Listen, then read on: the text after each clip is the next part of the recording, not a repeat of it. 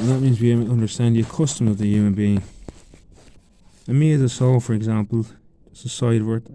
This man, Yavi Fratzi, or whatever his name is, the Egyptian guy, one of the guys is in the documentaries, the Revelations of the Pyramid Code documentary.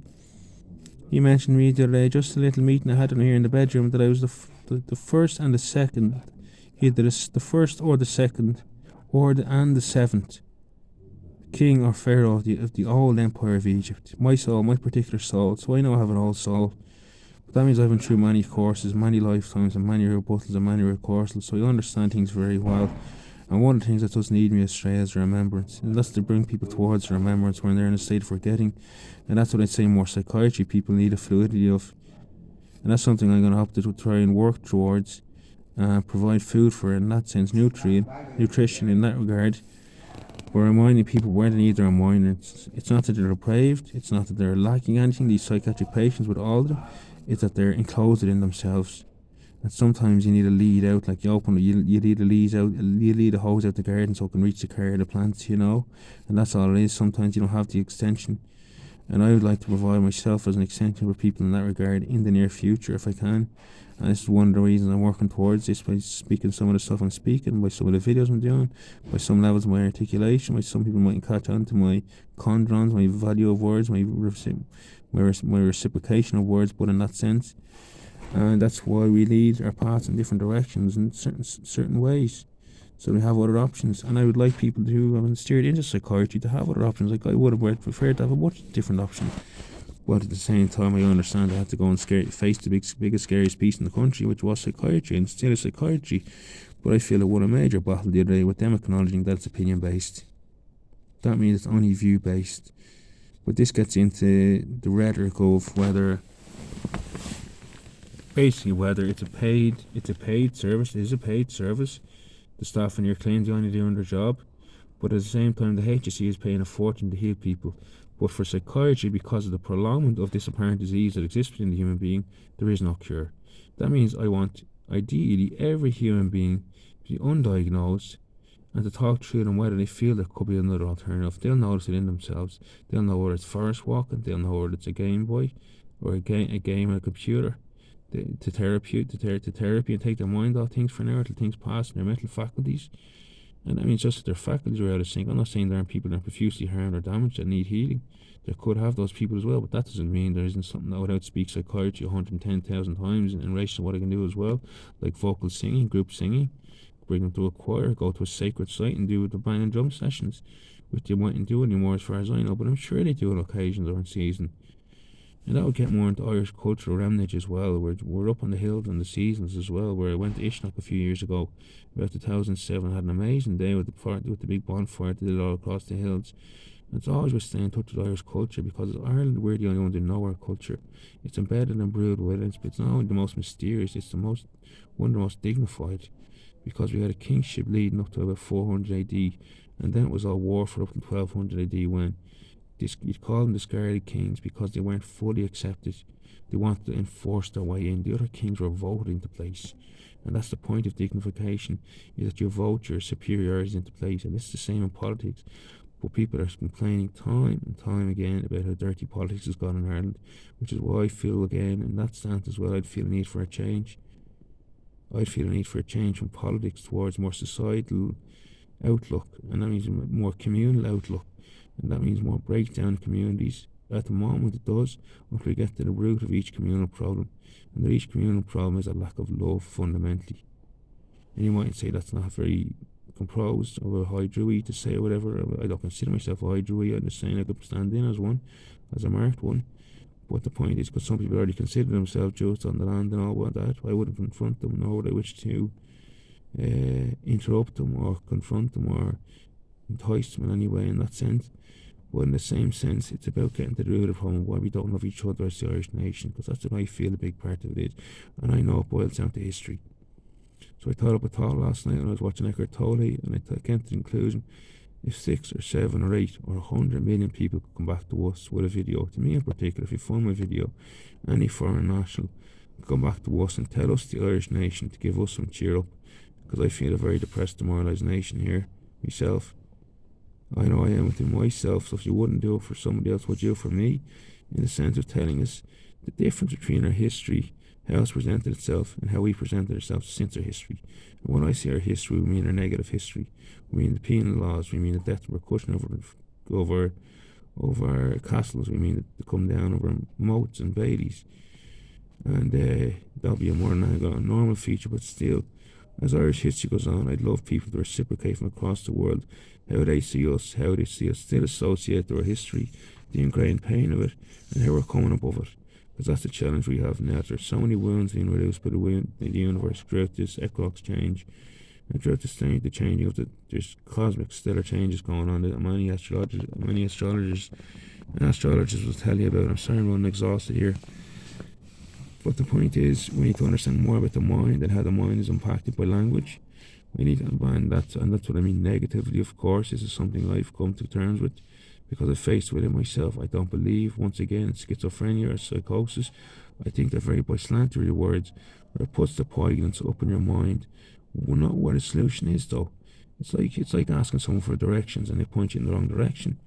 That's what I feel psychiatry has done to me and many other people. The care workers on the ground will disagree profusely, but they're part of somewhere where there's an upper echelon they don't really question. So I've questioned many of them. I know many of them walked out on the job when I was here when they wouldn't let me go. And I have the height and love and respect for those people like you wouldn't believe. It's just a shame they bring me in to do this again and again. And I'll keep fulfilling people on my side of the story. And then we have to debate in car. Rigor, that is. What if people feel it's best to keep people in institutions rather than out in fresh air with the sun? I don't know how to conclude to that. And that'll be the first argument to make. The second argument to make is full disclosure for everybody who's involved in psychiatry. And like I said in my video last week, there's not one person in this country who lost someone in psychiatry but didn't feel they didn't lose them. In the sense they're less coherent and less conscious and less with whatever part of the brain they actually take out. And it is a real phenomenon where I feel they actually are taking apart the brain. You know, this is an actuality. It might sound sick and Scombrish and ancient Egyptianish, whatever. But I genuinely feel it's a war on consciousness. Even 10 years ago, I watched the Max Igan documentary, and this thing that she states it's a war on consciousness. I watched some David Wilcock, a war on consciousness. So the war is on consciousness. And this is the whole notes and where enlightenment comes in, which is the Saviour. You become enlightened, you get to know thyself, and your problems will cease more. It means you get much more in touch with yourself, which is what God wants for us. We get more in touch with the whole. I say the word the whole, but it means we get more in touch with God. So I had to change position there because there's people giving out and they're saying he wants to go to sleep or something. I didn't realise he was keeping up. The point is, it's not only about getting into know a relationship with God. God can manifest in a variety of ways with it. Like it can manifest as assistance, it can manifest as negativity. For me, in my personal life, this is my personal theory on, and it can manifest as pure obscurity. That means it's something to be understood at a later stage. The point is, coming to know God is coming to know ourselves at the end of the day, because we are a creation of God. I'm not a creationist in the sense that I wholly believe in it, but I firmly understand the creation. And for anyone to dismark or disremark this creation as anything obscene or criminal or unwell or ill in any way, shape or form is madness in and of itself. It's a pure personification of the implications of the diagnosis. So those who are accused of people of being mentally unstable are probably suffering some form of instability in themselves and not seeing the inherent. This is where the catch is, this is where the turnover is, and seeing the wellness of those people in relation to carrying through what they call their symptoms. And especially if they choose not to see psychiatry. And this simply boils down to the point that I want to prove: if you want to see psychiatry, but I think you'll be a walking zombie. I think you'll never come off the drugs, I think you'll never point to anything. And that means you never come to any terms of greater than what's being offered to you, which is the diagnosis and the medication. You never go beyond that. That's your choice. If that's the life you want to live, that's the life you want to live. And I'm not going to complain when anyone wants to live that life. That's their choice. The other choice is people are being forced psychiatry on their neck, like there's some threatening demeanour. And what I mean, it means they're going and challenging or tantalising anything and everything. And there are people who you think are wholly mad, but you don't know their experience. And it's really when you tease and taste off their experience, and that is the steal that it really gets the hits and nerves on people. That people are stealing my life right now. That's how I feel. People are stealing my time and my life. They're stealing my life through the use of drugs that depreciate my healthiness. They're taking my time by holding me in a hospital that I don't want to be in an environment that I don't want to be in. It's a form of entrapment and forced drugging. I wish there was a better word for forced drugging. Such a berailment. Because the form of putting me on parole saying I've committed a crime. And it's coming across like a form of punishment. Yesterday I was under the impression someone urinated one of the coffee cups I drank. And someone else said they got the same taste of it. So it's as if to say if you misbehave in here, you get penalties. This is not a heating system, you know? And I don't feel for 1 second if I can't sleep in here or rest in here. And again, if at 4 p.m. the next day, I'm not going to tell you my personal lifestyle at home, that's Renon's business. I'm not going to say it was better or it was worse. But the point is, people should have the choice to heal in their own time as they choose, because they know best themselves. Most people do. I don't know there's anyone, unless you've convinced them otherwise, who don't have the strength and courage to go on themselves. But this is the other bystander. The psychiatry team want to tell them to sit back, relax, and let us handle it. I wish people were more empowered with their own tools to go forward in their own lives and be more successful. I don't know who could really think that or just think that. I'd really like people to challenge the notion, if you could, to see if there was any verse there that you could come up with which would really quaint the situation, which would really put you into quandary to say, why wouldn't people want to be more empowered and more independent? And it really plays into the Irish battle once again, and whether we're going to be an Irish nation, like I mentioned earlier, United Ireland, and how we could become if that opportunity comes. I'm not talking in a battle mode, but in the debational mode, where it degrades the brain cells, and it separates the membrane from the main brain cells and everything else, is what I'm told. And that's why I'd hopefully go and look for magic mushrooms this year, which heals all these parts of the brain, according to a BBC,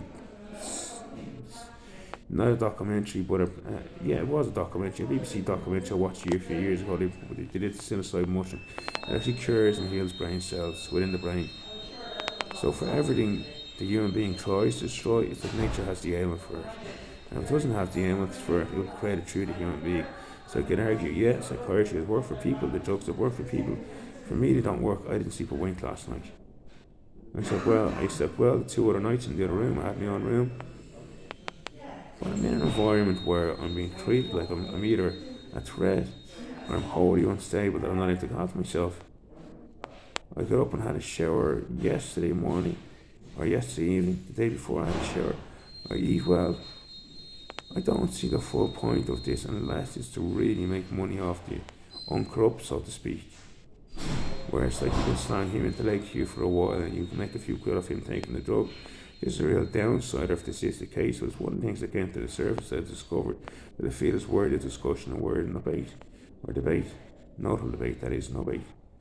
I'm not going to go into too much further now. I think that's about it for now. But I did fuck off out there yesterday, ran down the hill, got out the window, went down, got a taxi, went home for a few hours. But the headache I had was painful. And I can feel the joy of so many people that think the man is finally walked free, finally the battle we've seen him go through for the past 9 years, which is this so-called come and go saturation with psychiatry. And I would call it saturating my life, where I am becoming ill. It's affecting me that badly. And if you feel there's anything wrong with my mental state, I'd like to call it out, so I can learn from it and say, right, this doctor has an argument here in relation to saying you're schizophrenic. But schizophrenic, you see, is the notion of hearing voices, being delusional, and for some reason, whether it's a positive or negative reason, outcome, I can't think of the third one. But they're basically saying if you have these symptoms or these ailments, you're not worthy of making decisions for yourself. That means you don't get your own financial income. It means you don't get to build your own house. It means they don't say about driving cars. Look, I'm still have to drive a car when I get out of here, nothing I'm looking forward to. And God knows what life will bring me then. That's what I look forward to. But the longer I'm sitting hemmed in here, the more tired I get. And that's why I'm making this video to release today. That it's about time people learn about themselves and learn about you don't have to be diagnosed. And that's for the youth today, especially if they're misbehaving. And you're over age, you're over 18, you can learn about yourself. You can learn that if you do something doesn't feel right to you, it's in your own, not only interest, it's in your life's goal to find out what it is. My life goal when I met psychiatry was to find out what was wrong with it and reveal it. It was to reveal that they can abuse people in hospitals, they can neglect them, they can rape young women when they're under songer, which means when they're drugged, they can feel all sorts of shit mentally, what they did to me in St. Pat's. It was like a 12-step drug program because they found out I smoke cannabis. I don't blame any of these people positions we're in. I want to stress this part as well. I don't blame anybody for any of the positions we're in on the earth. in terms of psychiatric nurses or personnel or educators or trainers or facilitators or psychiatrists. That's where they're at in their lives now. But I'm challenging up front because I feel it's in the wrong. And I hope you respect my position in relation to what I've gone through due to it, that my life's deteriorated because of it. And that's my genuine expression, that I was 14, 12 stone, healthy and agile as we damned before I introduced psychiatry. Now sometimes I become anxious and I get twittery shakes, and this is what the drugs apparently have, dyskinesia, which is a consequence of the drugs, an actual side effect of the drugs you consume, is that it'll give you random shakes all over the body. I'm not an attractive man. I used to think I was far more attractive. I used to be much more confident in my capacity as well in relation to different things. So it's killing me off in a sense. The fact that people believe in mental instability, but also the isolationary measures. And I distinctly heard a few other people say when they saw the photos of me coming out of St. Pat's, oh, I'm not hanging out with that guy anymore. So it was the material Welch, WELCH, just like you put your welly in the well in the big fucking puddle. There was a big Welch there to say, bollocks, I've really gone the ugly and they're not gonna hang out with me because I'm ugly. And this is how it makes me feel, that people are ignoring me because of the path other people want me to walk. When I knew fundamentally within myself the path I was supposed to walk and that I wanted to walk, and I was adamantly confident that I had the confidence to say at the time, and I still have the confidence to say it. These people should let me go today. Will it happen? It probably won't happen. They'll be adamant that they need to keep me here for more introspect and respect. With respect being the ironic word, that is it a matter of respect or is it a matter of control and power? Where you're saying I have the power to section you and I'm exercising it over you. I don't want people to have power over me. I think any democratic Republican or even not a Republican live in Ireland but believe in democracy would vote against the notion of someone having that kind of power over you. Yeah, especially if they felt they could have the willpower to come and help me themselves, which is what I'd really hope for. The next time anybody felt any kind of service in my life or threat to my life, that they step in and say, I don't want to take that young man to a hospital because I don't feel he needs it, because I feel he deteriorates every time, because that's my opinion and you can see it. You can see the video I did yesterday or the other day. I am not shocked. No, I am shocked to the core whatever's going right today, and it might be for jumping through the window. But if they come down on any sort of penalty, it'll prove it's a harsh system. This is part of what I'm trying to catch out, and I'm going to say it openly. If they come against me with any sort of penalty, I can prove it's penal laws being implemented. Penal laws mean they're breaking the law against me, they're trying to harm me. It'll give me another out, so to speak, which is what we look for in this sense of trying to free people up, because there's a lot of fundamental freers out there who believe freedom is the utmost state. When you feel free, you're not going to cause grief or harm to anybody, you know. And that's true freedom, that's true happiness, that's the freedom of the heart, you know. And that's where Ireland belongs, that's where Ireland should believe in, and that's where Ireland should be. With so many psychiatric units, they're saying there's 6 of them across 6 of the main counties in Leinster, or 4 of the main counties in Leinster.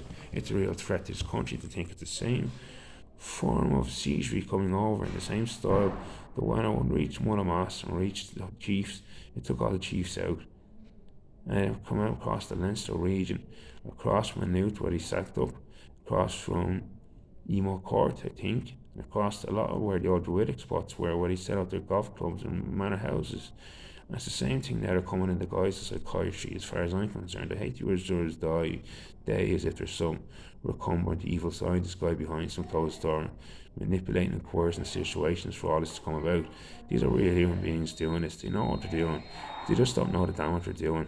Or else they do, and that is the fear, that is the fear, that is the fear. This is why I wish to pronounce out against it, openly and honestly and confrontationally, but confidently, that I'm going to challenge this debate day in, day out, to say I've made mistakes like anyone else, but should I really pay for it once a year like you've suggested? And now you're relatively happy that it's disseminated into my conscience enough that other people are going to start buying and believing because I looked at them well. I don't believe I looked at them well, and I guarantee you I get a nice rest, I'll be flying it tomorrow again. But it's the drugs that are keeping me down. And if it wasn't for the drugs, I would be flying a lot more. And people think flying, racing cars, danger, yada yada yada. It's not that dangerous. Flying just means you're flying, you're in good form. But in this place, I guarantee you I'm not in good form, and that is the argument that needs to take place. Whether it's Mental Health Act, which is enacted and statute in a bill, and someone can sign you in, which is an abuse of power in my eyes for someone to sign my freedom away because of inherent right to freedom on this land. Some people forget the rules of Ireland, that they're not superseding, we're trying to supersede. But it's also the notion that if it comes down to family moral, communal moral, and communal debate or rhetoric, would you really want me to be locked up once a year, or would you want me to be locked up at all? And I like people to come back to me on this to say, give me their true opinions. I don't know whether I'll actually respond to any of my videos or any of my Facebook messages or any of my comments.